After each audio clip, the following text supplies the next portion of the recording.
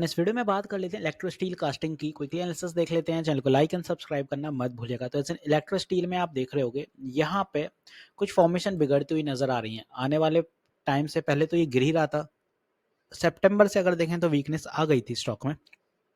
उसके बाद एक लूजिंग वेज बनती हुई नजर आई और फिलहाल जो रीसेंट रिजल्ट रहे हैं उन्होंने भी कुछ अच्छा परफॉर्म करते हुए नहीं देखने को मिला है, जिस वजह से और स्टॉक गिर रहा है।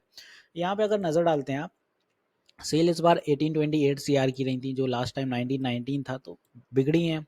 एक्सपेंसेस भी कम रहे हैं as it is, because sales कम रही हैं, तो 1560 लास्ट टाइम 1619 था। प्रॉफिट जो रहा है, ऑपरेटिंग प्रॉफिट जिसे एबिटा मार्जिन भी कहा जाता है, 268% के आसपास अपना ये रहा है, जो लास्ट टाइम 300 था, तो ये भी बीट डाउन रहा। इंटरेस्ट 40 सीआर रहा, लास्ट टाइम 57, तो यहाँ भी कटौती रही है, ये अच्छी बात है, वरना ये लॉस और बढ़ता। यहाँ पे डेप्रिसिएशन 36 रहा, लास्ट टाइम 30, तो ये थोड़ा सा बड़ा है। पीबीटी निकल के आता है 212 सीआर का, लास्ट टाइम में 231। नेट प्रॉफिट निकल के आता है 155 सीआर का, जो कि लास्ट टाइम था 175। तो एज ऑफ देखें तो 20 सीआर का डिफरेंस आ गया, 2.51 ईपीएस हो चुका है ऑलरेडी। अब इन्वेस्टर्स में अगर बात करते हैं तो एफआईआई में आप देखें तो 19.75 के आसपास अपने जो सितंबर में एफआईआई के स्टेक हैं वो देखने को मिल रहे हैं, जो कि जून के क्वार्टर से कम है। लास्ट जून में जो था रिसेंट के क्वार्टर 21.16 था, तो यहाँ कटौती हुई है एफआईआई में।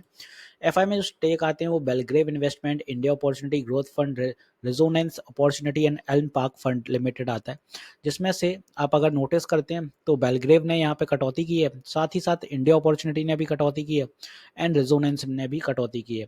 डीआई में देखें तो स्टेक यहाँ हल्के से बढ़े, 0.44 थे रिसेंटली, ये 1.98 हो गए, जिसमें मोतीलाल ओसवाल ने सबसे अच्छा स्टेक यहाँ पे इन्फ्यूज किया है, और ज़्यादा किसी में डिफरेंस नहीं है। गवर्नमेंट के स्टेक 0.23 के साथ इंटैक्ट है एज इट इज़। इसके बाद प्रमोटर्स अगर देखें तो एज इट इज़ अपने 3 क्वार्टर से इंटैक्ट है, जो कि ये प्रमोटर्स आ जाते हैं। अब बात आती है कि भाई स्टॉक में क्या ऐसे ही फॉल रहेगा और कब तक रहेगा। वेल अगर यहाँ से नोटिस कर दें तो स्टॉक ऑलरेडी करेक्टेड हो गया 37-36%। तो एक ऐसे जोन पे आ गया जहाँ से पहले स्टॉक ने बाउंस बैक किया है, मतलब ये जोन। अगर ये जोन तक आ रहा है 140 के आसपास, तो पहले यहाँ पे 3 दफ़ा बाउंस कर चुका है, मतलब ये चौथी दफ़ा भी एक बाउंस का सेंटीमेंट बन सकता है। 1 आवर टीएफ देखते हैं, सॉरी डेली टीएफ देखते हैं, तो ओवरसोल्ड ऑलरेडी आ चुका है। वीकली टाइम फ्रेम देखें तो गिर सकता है, मतलब अभी उम्मीद लग रही है कि 150 का साइकोलॉजिकल लेवल टूटेगा। और यहाँ पे अगर देखें तो ईएमए भी निकल के आ रहा है, जो कि 133 है।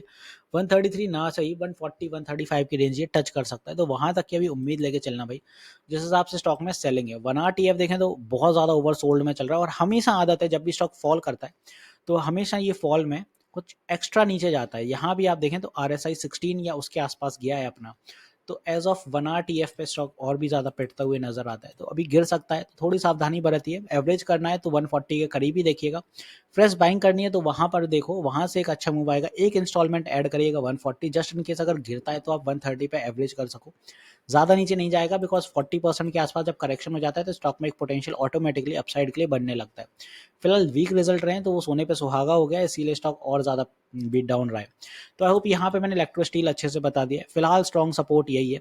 अपसाइड में कोई बड़े मूव तो नहीं दिख रहे हैं स्टॉक के लिए, बट एज ऑफ अगर ऊपर चलने की कुछ भी कोशिश होती है तो बड़ा हर्डल 162 का रहेगा, और उसके बाद अगर और ऊपर जा रहा है स्टॉक तो फिर यहाँ पे 170 का ये जोन, तो ये सारे रेजिस्टेंस रहेंगे, और स्टॉक में नीचे के लिए सपोर्ट अपना यही है 140 के आसपास। तो आई होप यहाँ पे इलेक्ट्रो स्टील कास्टिंग अच्छे से क्लियर कर दिया।